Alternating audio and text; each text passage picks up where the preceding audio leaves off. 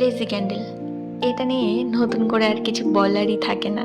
প্রত্যেকের কাছেই এই মোলটা আশা করি থাকে। আর এটা খুবই ডিম্যান্ডিং।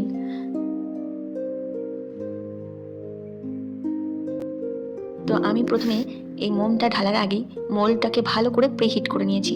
না হলে কিন্তু ভালো করে এটা টার্ন আউট হয় না। অনেক সময় এটা ক্র্যাক হতে পারে।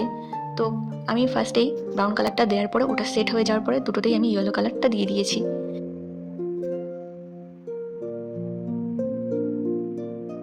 এবং এইটা একটু যখন সলিড হয়েছে, মোমটা পুরোপুরি যখন জমে গেছে, তারপর আমি এটাকে ডিমোল্ড করছি। দেখো, তোমরাই দেখো যে কত সুন্দরভাবে এটা ডিমোল্ড হয়েছে।